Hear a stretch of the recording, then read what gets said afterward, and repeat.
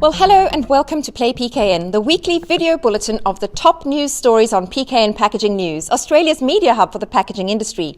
I'm PKN's publisher, Lindy Hewson, and this week's episode is coming to you live from the Melbourne Museum, where Australia's largest distributor of printable materials and consumables has launched Ecoporium by Ball Doggett, a new online educational resource that the company says aims to drive the conversation for sustainable packaging, and it's certainly done that here today.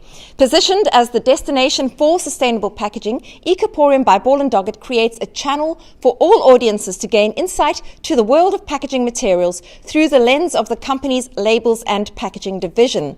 At the official launch of ecoporium, we heard a strong lineup of industry leaders presenting to an audience across the printing and packaging value chain. Keynote speakers included heads of leading industry bodies, APCO's Chris Foley, PVCA's Kelly Northwood, and AIP's Nerida Kilton, and from the design fraternity we heard from Edison Agency's Amber Bonney.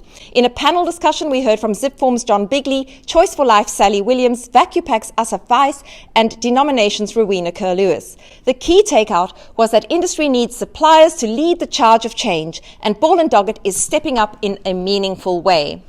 Then onto some news. Visy is seeking to close the loop for mixed paper recycling in Queensland with the completion of the $48 million upgrade to its recycling and remanufacturing facility on Gibson Island. The upgrade is part of Visy Executive Chairman Anthony Pratt's commitment to invest $2 billion over the next decade. $700 million of that is in Queensland to reduce landfill, cut emissions and create thousands of green-collar Australian manufacturing jobs.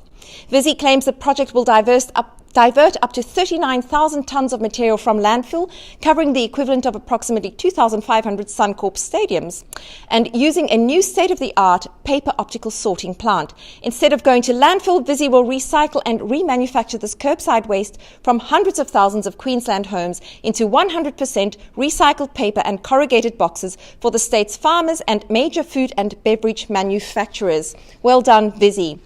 Then, in an op-ed for PKN Packaging News, Pact CEO Sanjay Dayal said that while many manufacturers, retailers and brand owners are rising to the challenge to meet our 2025 national packaging targets, too many are not, which is why we need stricter regulations to be put in place.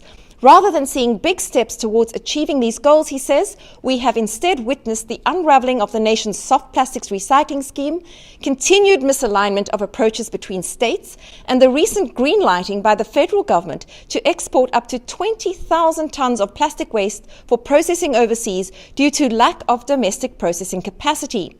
Dayal said that if we want to create a sustainable circular economy and reap the environmental and economic rewards that come with it, we need to give it the push it requires. He proposes strict packaging design requirements set by regulation or even legislation if necessary, mandates backed with appropriate penalties, and governments prioritising greater investment in creating new facilities and supply chains. That makes a lot of sense to me. Now, speaking of new facilities, household and small businesses now have an option to dispose of expanded polystyrene packaging waste to be recycled in Australia with the launch of a new recycling scheme called StyroCycle, which will see clean EPS recycled and used to manufacture new products such as building insulation. Now, there are currently no council or government-backed curbside schemes for EPS recycling, so this is a great step forward. The new initiative is run by Expanded Polystyrene Australia members, notably Fomex and Polyfoam, who have invested in recycling and processing equipment. The EPA members say that with the scheme, waste is not transported elsewhere and it is not warehoused. It is not even stored on premises for a long period, nor is it exported. Typically, bins are filled and emptied daily, so waste is dealt with quickly and put back into the manufacturing stream. Now for some quick updates on other headline makers this week.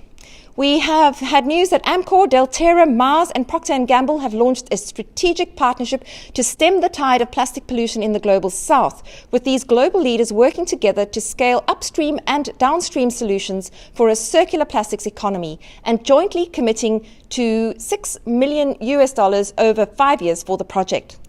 Then, after a successful rollout of paper packaging by Mars Wrigley in Australia, Mars Incorporated is expanding its trial of paper packaging for its Mars bars to the UK as part of a new pilot test to explore different packaging options. Remember, it was in Australia first.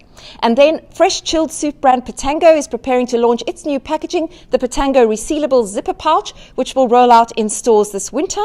And finally, just a reminder that hot off the press, PKN's latest issue for 2023 has hit desks and, as always, is packed full of the latest news and in-depth features. In this edition, we look at the winners of PETA 2023, report on key takeouts from the AIP Australian Packaging Conference, and cover the latest developments in sustainable materials, pharma and cosmetic packaging, coffee packaging, and pack and label printing, and lots of other things too. Well, that's all from me this week. For more on these and other stories, do head over to our website, packagingnews.com.au. Thank you, as ever, for watching.